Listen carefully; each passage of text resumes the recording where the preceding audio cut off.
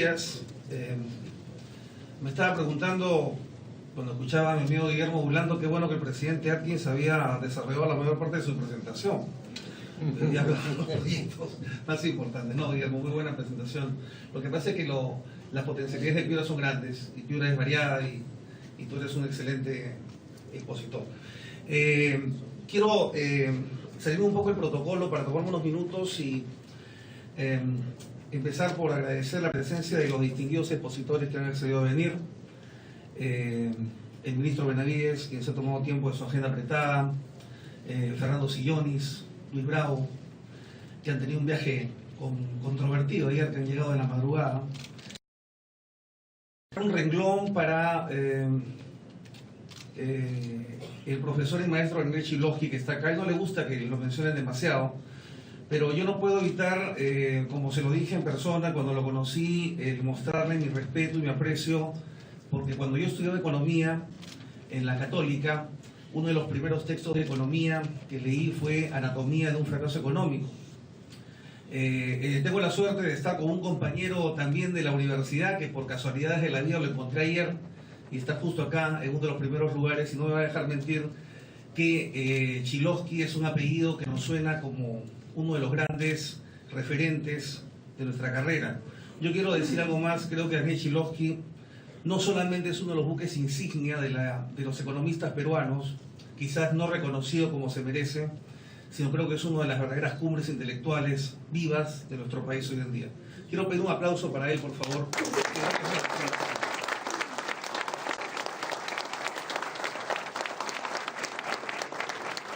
Gracias, maestro. Bueno, yo no sé si se van a decepcionar, pero yo no he venido a hablarles de demasiados datos, he venido a hablarles, entregarles algunas ideas. De repente me pusieron en este horario para despertarlos a la media mañana, pero la idea es entregar algunos conceptos que quizás puedan desafiarnos a pensar por otro lado. Me ha tocado el tema de las nuevas fronteras, de las políticas públicas descentralizadas. La idea es examinar de qué manera desde los gobiernos regionales podemos repensar la gestión y salirnos un poco del molde, con el permiso de mi amigo Javier Atkins, del molde de los presidentes regionales, que son los superalcaldes. Es decir, los alcaldes preocupados en cuántas pistas asfaltan y qué tuberías arreglan, y comenzar a pensar en los grandes estrategas, los grandes gobernadores, los grandes hacedores de la gran política. Y creo que parte de eso tiene que ver, cómo no, con el desarrollo vinculado a las grandes inversiones. Yo obviamente creo que las pequeñas inversiones son importantes, pero no me cabe ninguna duda, y esto quizás es polémico, creo que los grandes escalones a transitar tienen que ver con las grandes inversiones, y las grandes inversiones no exigen que solamente las autoridades nos digan que es interesante invertir.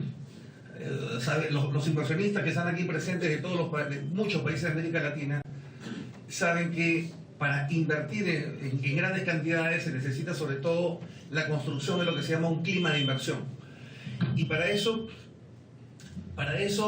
me permito desarrollar este tema focalizando esa idea estrictamente en el concepto de asociaciones público-privadas, que me gustaría plantearles en este momento, y luego hacer algunas reflexiones finales que espero motiven algún tipo de discusión. Por favor.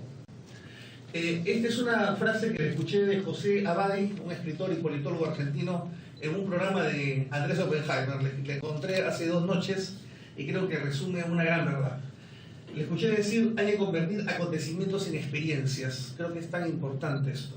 No somos mejores porque somos más viejos, sino porque hemos podido convertir lo que nos aconteció en algo que podemos poner en valor, como dijo Guillermo Burlando, refiriéndose al turismo. Es decir, convertirlos en experiencias de las cuales podamos aquilatar enseñanzas para hacer cosas para adelante.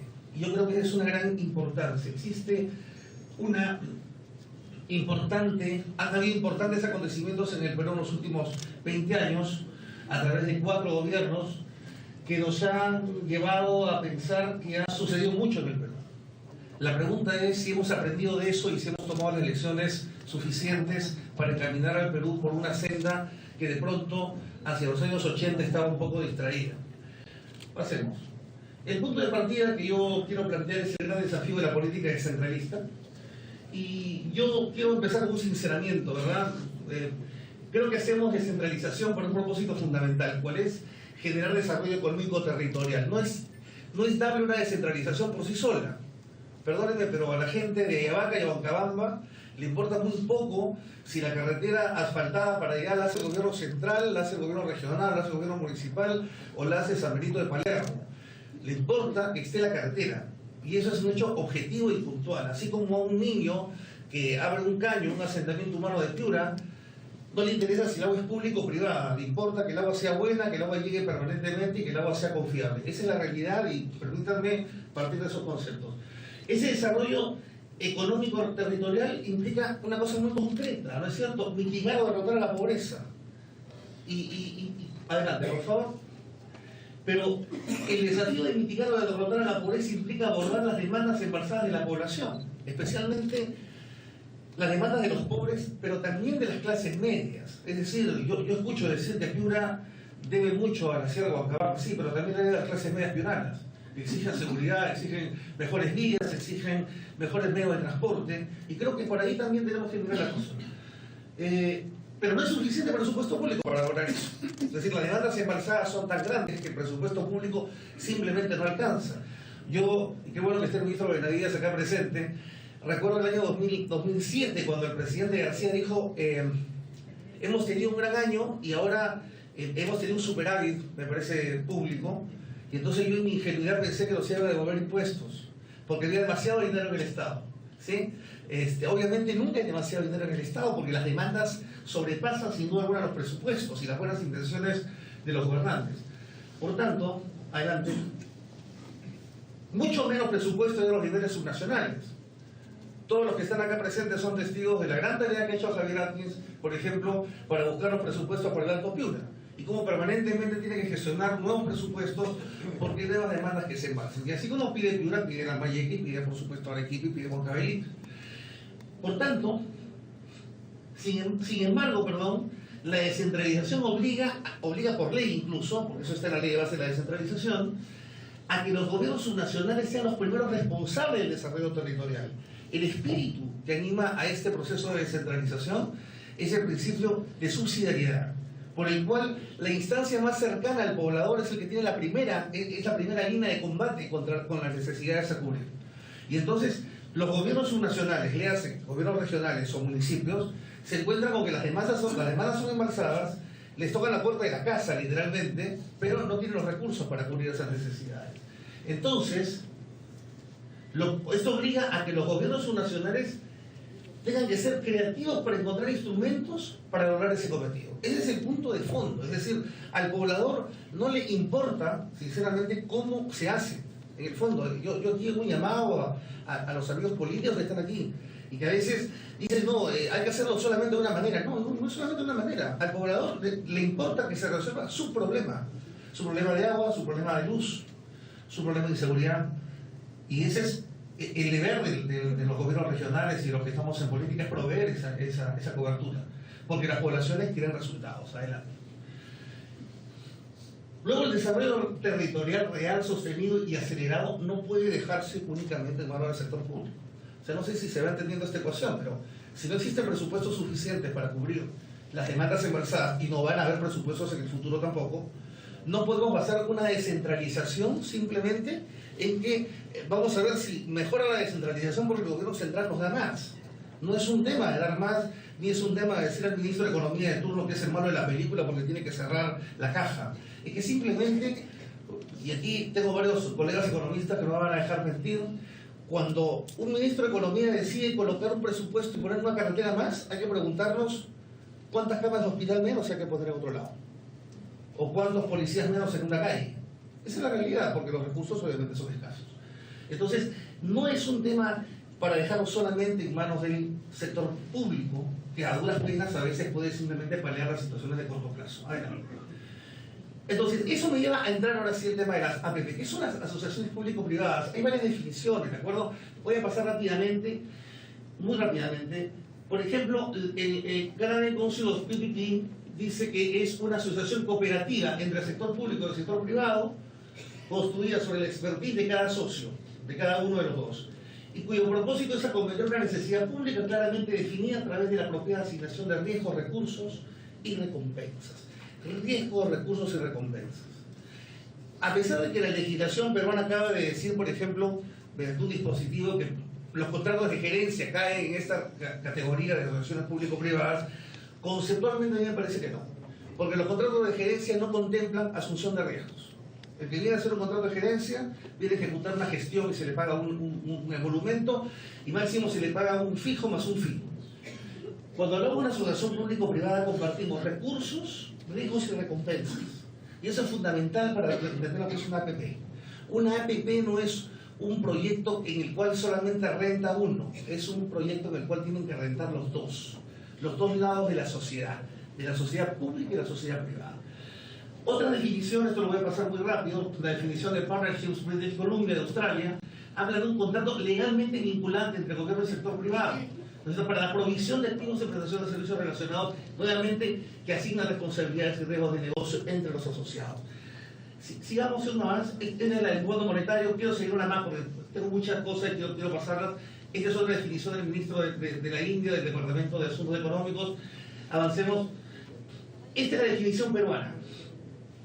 Esta es la definición peruana dada por el decreto legislativo 1012, que nos dice, y sigue por favor aplicando el curso, ¿sí? Dice que las APP son modalidades de participación de la inversión privada en las que se incorpora experiencia, conocimientos, equipos, tecnología y se distribuyen riesgos y recursos. Nuevamente, riesgos y recursos compartidos. Adelante, por favor. Rescata la parte de la participación de la inversión privada. De nuevo, los contratos de gerencia, por favor, no traen inversión nueva. Los contratos de gerencia traen gestión, no traen dinero, no traen capital de riesgo. ¿Qué más? Se distribuyen riesgos y recursos. Nuevamente, como lo que dicen las otras definiciones. Adelante. Preferentemente privados.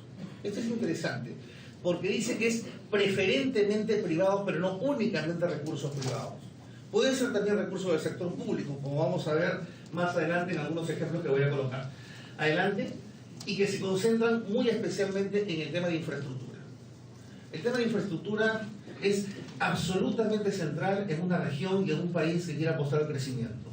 Cuando un país apunta al crecimiento y crece, lo primero que colapsan son sus infraestructuras, portuarias, aeroportuarias, de transporte, de agua y saneamiento también, energéticas, etc. Por si acaso, yo quisiera aquí hacer un pequeño paréntesis.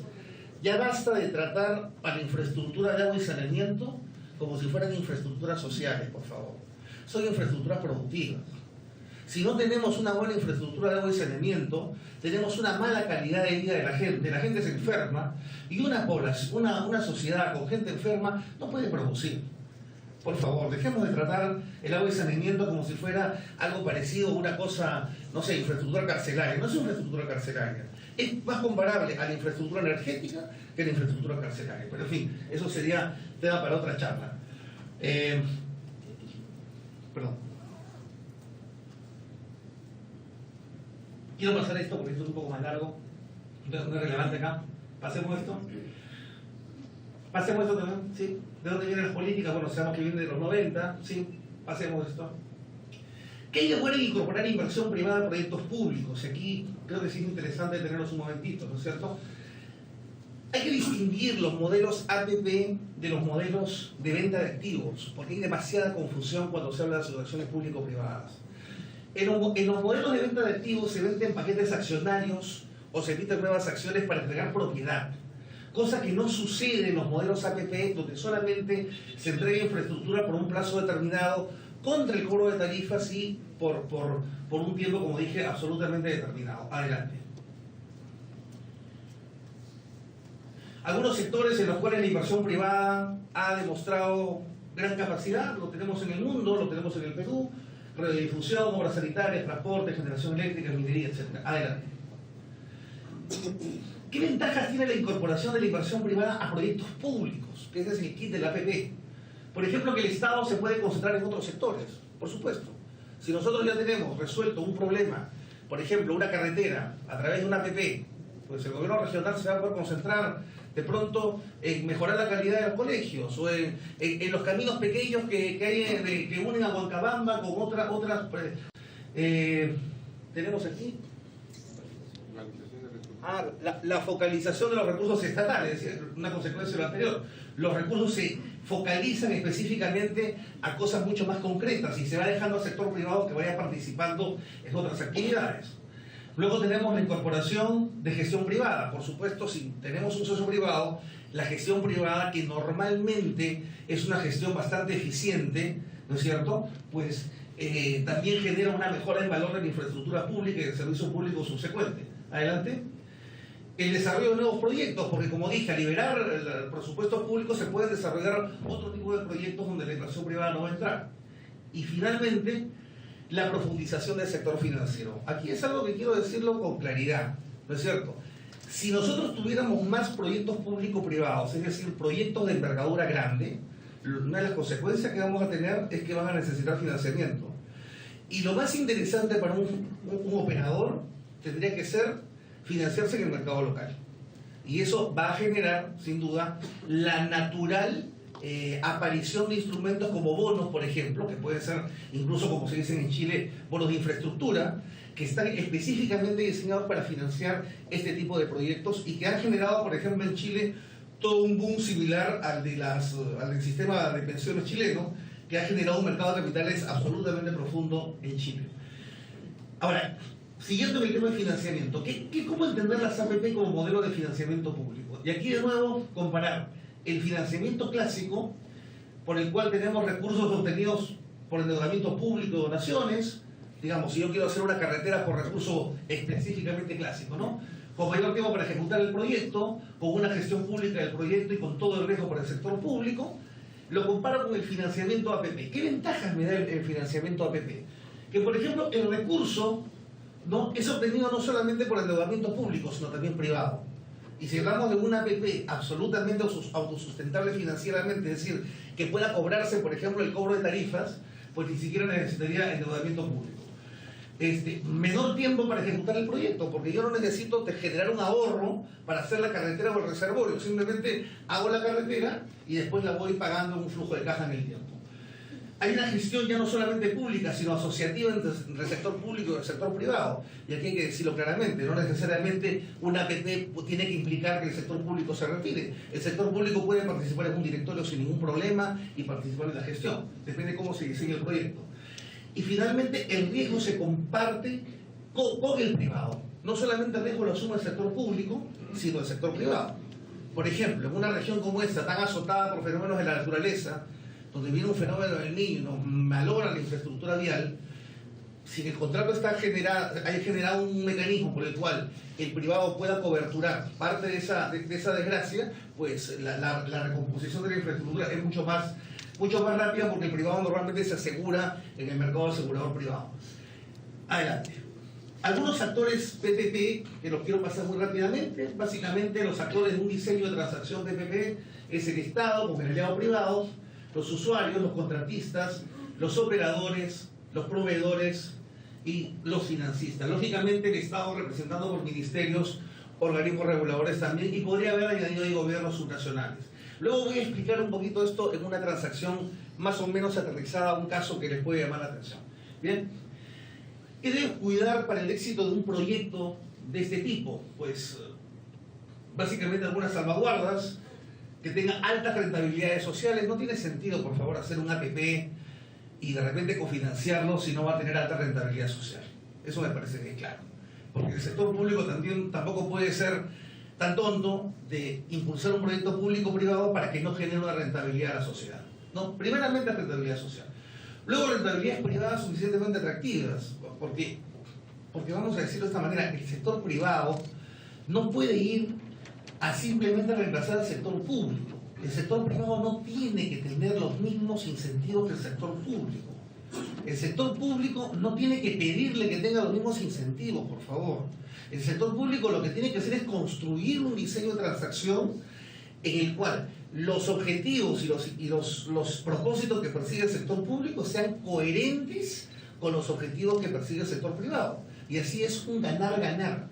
¿De acuerdo? O sea, el sector privado no va a venir porque le digamos que es necesario mejorar el nivel de vida de la gente de Huancabamba o de Ayabaca.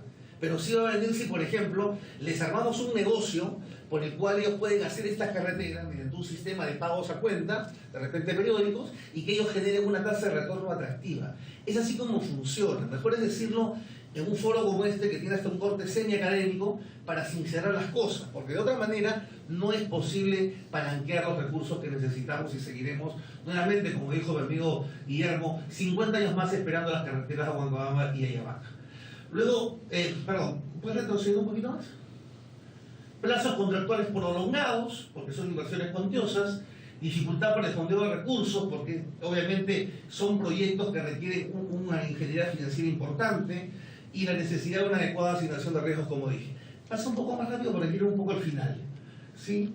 Pasa esto, se nos hace muy corto. Este es un tema de pasos para estructurar un APP, es un tema un poco largo, voy a pasarlo. Pásalo, por favor. Y esto es interesante. ¿Cómo podemos ver la APP como política pública descentralista? Adelante. ¿Cuál es el potencial para hacer políticas desde las regiones, que es lo que a nosotros nos interesa? Pues desde los gobiernos subnacionales las políticas son factibles a partir de un hecho. Hoy en día las regiones pueden cofinanciar proyectos que antes no podían.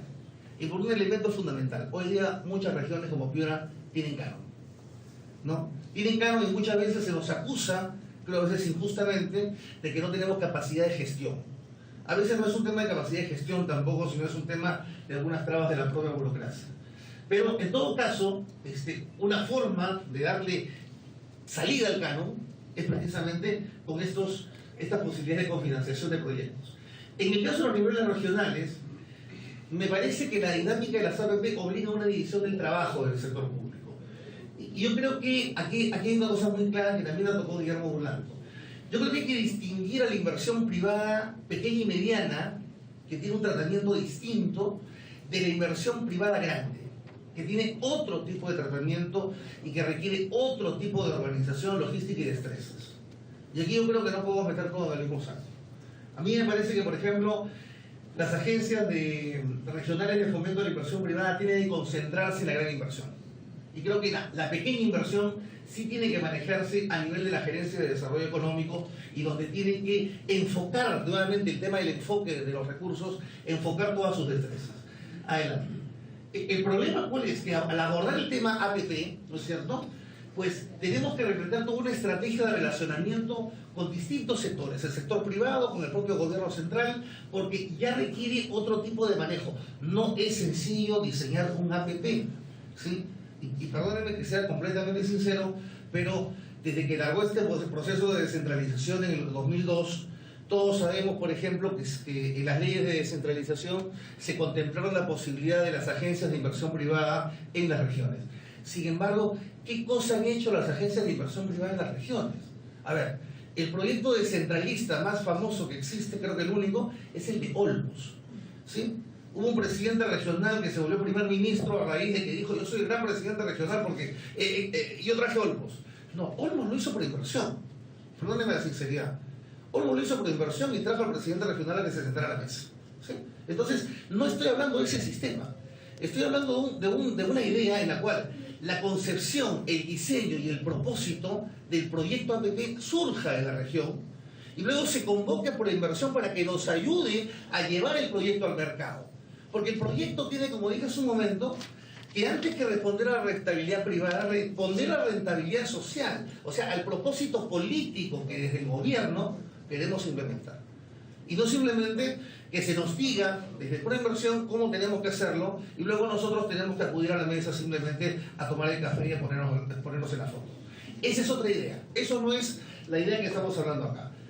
Acá estamos hablando de abordar el problema con una organización que tenga la logística necesaria para enfrentar ese desafío, y eso implica lógicamente recursos, implica disponibilidad financiera, implica disponibilidad de contratación, implica rapidez de reflejos, etc. Quiero pasar al siguiente, por favor. Él es un poco, bueno, no voy a tener tiempo de explicarlo mucho, pero rápidamente, cómo yo veo el tema, ¿no es cierto? Creo que el gobierno regional tiene un frente político junto al frente del gobierno nacional en cuanto a negociación de competencias. Yo creo que sí. Hay temas que negociar. El caso más claro, y lo hemos conversado con Carlos Bertín alguna vez cuando hablábamos de la carretera Huancabamba, es el tema de por qué hay carreteras que son nacionales cuando podría ser perfectamente del ámbito regional. Y claro, ahí nos vemos con el problema que no podemos hacer absolutamente nada porque tenemos que pasar por el MTC, ¿no? Y entonces ahí nosotros nos dicen descentralización, pero nos dicen, pero no puedes tocar esta carretera. La carretera que va a Sechura también tiene el problema del ámbito nacional y es absolutamente departamental, ¿no? Entonces, ese tipo de cosas son, creo, materia de la negociación en el frente político que tiene que hacer el gobierno regional, ¿no? También el gobierno regional tiene un frente social con la sociedad civil o comparte la sociedad civil no empresarial. Por ejemplo, en atención de necesidades básicas. ¿Quién puede dudar, por ejemplo, que sería necesario implementar algunos sistemas de plantas mini potabilizadoras en caseríos de la sierra, donde seguramente no va a ser rentable para el sector privado, pero sí es un propósito de un gobierno regional? Creo que es absolutamente entendible para todos que eso podría ser parte de esa atención de necesidades. Pero a la vez hay un frente empresarial donde creo que ahí sí las agencias regionales de fomento de la inversión privada tienen que tener un papel. Y ese frente empresarial tiene que estar orientado a la construcción de un entorno de inversión. Voy a decirlo en el lenguaje que utilizamos los economistas, el clima de inversión. La construcción de ese clima de inversión que permita que tanto los inversionistas existentes, que son las empresas en operación, como los inversionistas potenciales, que pueden ser los posibles asociados a APP, se interesen en participar en la región. Hay una cosa que es importante, por favor, y perdónenme si me estoy extendiendo un poco. Los inversionistas no van a llegar porque los llamamos. Los inversionistas van a llegar porque sientan que hay un clima amigable de inversión. Por favor, ese es el tema. De nada sirve que acá hagamos un gran llamado y lo tomemos una garrobina al final, cuando afuera están apedreando a los inversionistas. Eso no es la manera correcta de atraer la inversión. Y por eso creo que una de las responsabilidades políticas que tenemos del gobierno regional es generar ese clima de inversión, tanto directamente a través de la más alta autoridad como de la agencia esta que estoy mencionando, que tiene que construir esa base, esa sensibilización con alianzas con empresarios para construir ese frente. Entre los aliados estratégicos, por supuesto, tienen que estar los gobiernos regionales y otras entidades, por ejemplo COFIDE, por ejemplo los bancos, el mismo mercado de capitales, el propio por inversión, ¿por qué no? La PCM, o sea, y empresarios regionales también tienen que estar metidos.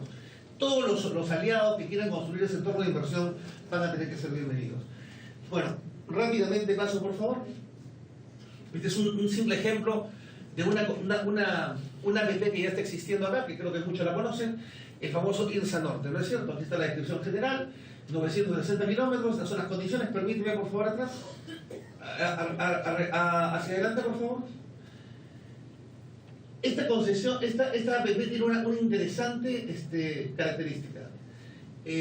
Esta se financió con un sistema de lo que se llaman pagos periódicos o pagos diferidos en el tiempo, que se desdobló en dos partes.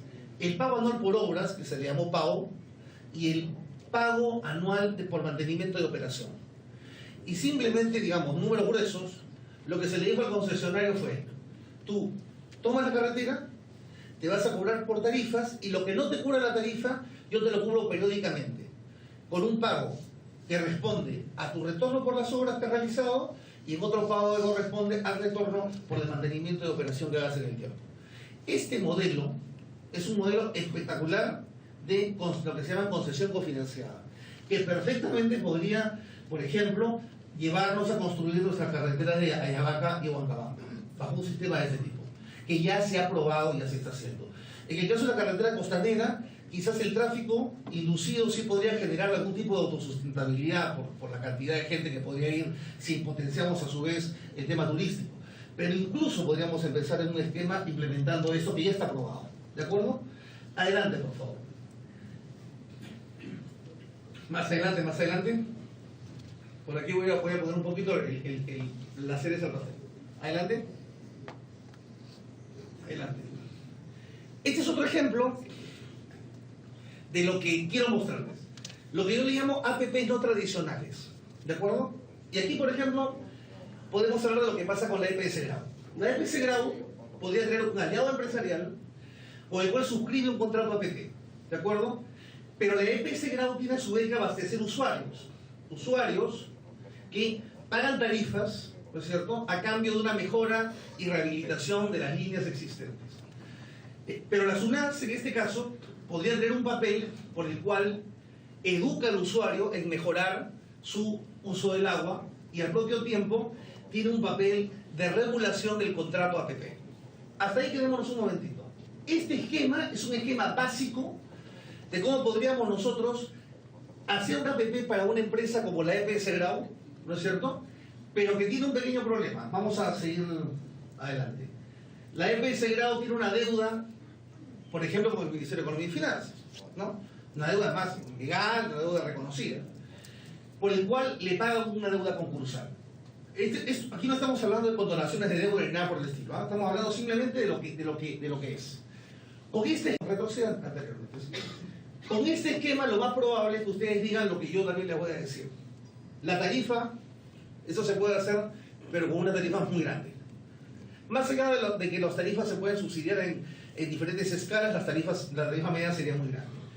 ¿Cómo podemos mejorar esto? Y hacer lo que el presidente aquí dijo hace un momento, ser creativos y buscar el traje a la medida. Pues bien, vamos a la siguiente. Volvamos a hacer el dibujito. Empecemos con la EPS Grau. Hablemos del aliado empresarial. Y digo aliado empresarial porque puede ser un aliado público o privado. Puede ser que una empresa pública del exterior quiera también ser mi aliado. O sea, no necesariamente es un privado. Se establece el contrato APP. Sigue, por favor. Nuevamente tenemos el caso del usuario al que le cobramos una tarifa a cambio de mejorarle y rehabilitarle las líneas de abastecimiento. La SUNAT se encarga de la educación del usuario y de regular el contrato y supervisión. Y aquí aparece, la figura del gobierno regional y las municipalidades provinciales. Adelante. ¿Cómo entran? Pueden establecer lo que yo le he llamado momentáneamente un PAC semestral. ¿Qué es un PAC? Un pago a cuenta de canon. ¿Sí? Un pago a cuenta de canon comprometido en un fideicomiso que a su vez, por favor, va al aliado empresarial y le permite al aliado empresarial, sigue por favor, apalancarse con emisión de deuda a largo plazo en los mercados financieros y de capitales. Por supuesto que es un esquema, ¿no es cierto? Es un esquema tentativo para fines didácticos. Podemos aquí seguramente armarle muchas más cosas adelante, ¿no? Por ejemplo, adelante, podría intervenir el BID y el Banco Mundial como garantes, a través de una garantía de riesgo parcial, de esos pagos del gobierno regional. Si el gobierno regional no le paga al socio privado a tiempo o no deposita en el fideicomiso, pues el Banco Mundial o el Banco Interamericano entran con una garantía. Y siempre se garantiza el mismo flujo de dinero hacia el aliado empresarial. Adelante, por favor. El MES puede entrar acá también de varias maneras. Puede entrar sumándose al cofinanciamiento, si le parece que puede hacerlo y quiere hacerlo, y de pronto también diciendo, bueno, yo puedo ahí canjearte la deuda concursal, porque la deuda concursal que yo le debo, si él me la reduce, se convierte en un cofinanciamiento también. Y esto puede ser una operación adelante que sea amparada y garantizada por el mismo Banco Interamericano o el Banco Mundial. El EPS Grau y el aliado empresarial forman así un solo núcleo, adelante. Y las tarifas bajo este esquema se convierten en menores tarifas, porque estoy generando menos presión financiera a esta asociación público-privada que comprende el área azul, porque ya estoy generando otros afluentes de dinero que no dejan solamente en el usuario la responsabilidad de financiar esta inversión. Esto es simplemente un ejemplo, esta no es la manera. Podríamos hacer diferentes formas, podríamos separar acumulación de agua con distribución, podríamos distribuir paita talada diferente que Sullana y diferente que Morromón. No importa. Simplemente la idea aquí es mostrar que hay posibilidades de armar el saco a la medida que nosotros quisiéramos tener. Adelante, por favor. Adelante. Algunas reflexiones finales. Yo no voy a tener tiempo de hacer esto largo, así que voy a ir a la última. Adelante, porque esto ya es muy largo. Adelante. Perdón, desde que tenía mucho material y va acumulándose el PowerPoint. Por eso, adelante. Por eso es que algunos dicen que el PowerPoint es muy útil para este tipo de presentaciones. Pero aquí sí me quiero quedar. Esta es la penúltima, ¿ya? Les prometo. La otra es una foto, ¿ya? Quiero demoler 7 mitos de las APPs, ¿Ya? El primer mito, las APP son siempre buenas. Siempre buenas. Solucionan todo. Segundo mito, las APP son siempre malas. ¿Sí? No sirven nunca. ¿Cuál es la realidad? La realidad es que las APP son un traje a la medida. ¿De acuerdo? Dependen de cómo se diseñen y para qué propósito. No se trata de decir que son buenas o malas. Se trata de preguntarnos, ¿podemos diseñarlas adecuadamente a nuestros propósitos sociales y políticos y hacerlas convergentes con el interés privado? Para eso hay que saber, pues. Y los consultores que saben cuestan mucha plata. Eso sí hay que saber. Y los que lo supervisan también cuestan mucha plata. ¿Eh? Es otro tema. ¿Sí? Entonces así pues eso. No quiero contarles una ilusión, quiero decir, quiero ser un poco como Marcarián, es decir, jugar con lo que tengo, ¿no es cierto?, humildemente para buscar un buen resultado. ¿No? Pues si Marcarián juega como Brasil, nos golean de 5. Tercer mito, las APP despojan al Estado de los servicios públicos y lo sacan al Estado la responsabilidad de brindarlos. Es decir, las APP van a hacer de que ya el Estado no me puede dar, ya se desentendió de darme agua. Ya, listo, me fregué, ¿no? Estoy a expensas del privado. ¿Cuál es la realidad? Las APP mantienen la propiedad de los servicios públicos en manos del Estado, no en manos privadas. Es la propiedad en manos del Estado. Y la responsabilidad de la provisión sigue estando en manos del Estado. Cuando el contrato se diseñó de tal manera que, por ejemplo, el abastecimiento de agua comprometido no se dio en la medida de lo que aseguró el privado, pues se le aplica una sanción. Y si no cumple, pues se cambia por otro operador. Punto. Eso depende de nuevo de cómo diseñamos el traje, o sea, cómo diseñamos el contrato de concesión. Adelante. Cuarto mito. Las APP solo sirven para los sectores productivos y no para los sectores sociales. De nuevo, vaya, está bien que estén en las carreteras, pero no en escuelas, hospitales, no en cárceles, no en agua. Mentira, vamos. La realidad es que las APP son simplemente mecanismos de financiamiento. Siempre se pueden adecuar a cualquier proyecto de infraestructura. Depende simplemente, las APP lo que nos van a dar es dinero para resolver el problema. Eso es lo que hay que entender, ¿de acuerdo? Adelante. Las APP generan desempleo. Vamos a ver. ¿Cuál es la realidad? Las APP hacen más rentables a los servicios públicos y a las entidades que lo administran, de manera que lleva mejoras en la calidad laboral de los trabajadores. No hay razón por la cual pensar que una APP va a convertirse en una agencia de desempleo. Una APP es una agencia de mejora en eficiencia. De nuevo, repito, si está bien diseñada. Si está mal diseñada, es un mamarracho. Es un mamarracho, pero no por ser APP. Es un mamarracho porque hicieron mal esa APP. Y eso es muy distinto y hay que ponerlo en su sitio. El mito 6, las APP encarecen los servicios públicos. Encarecen, ¿seguro? A ver, la realidad es que la infraestructura más cara es la que no existe. Permítanme volver al caso del agua. Permítanme volver al caso del agua con absoluta frontalidad. Acá hay personas que dicen, yo no puedo pagar el agua. Mentira. Acá hay gente que hoy en día está pagando por el litro de agua entre 10 y 12 veces más lo que pagaría si ese litro se le deslizara por una tubería. Y sucede en Piura, sucede en Lima, y sucede en cualquier ciudad de América Latina que padece escasez de agua.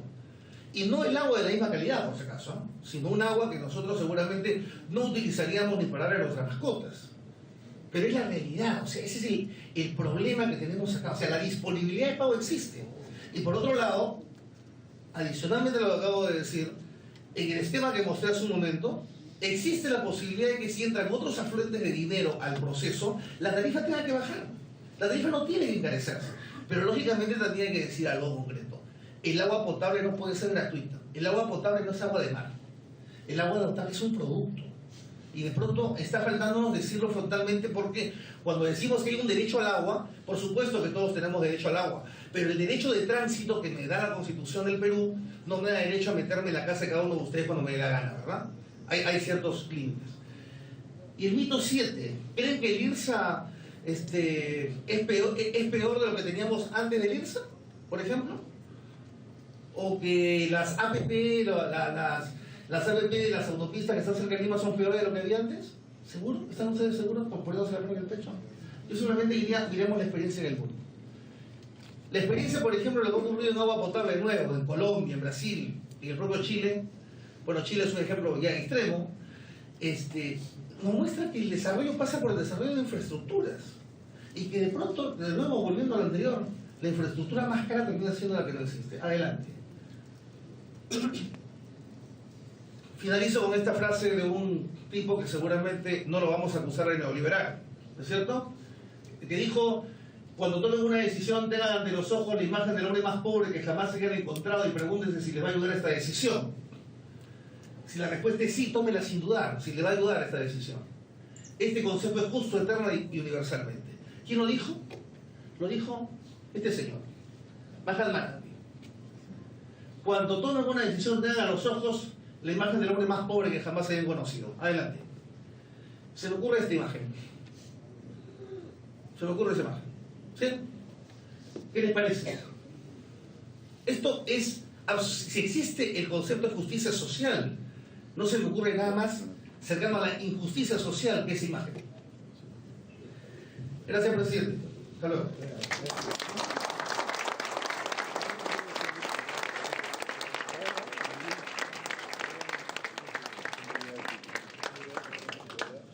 Vamos a proceder, tenemos dos preguntas para el ingeniero Blanco.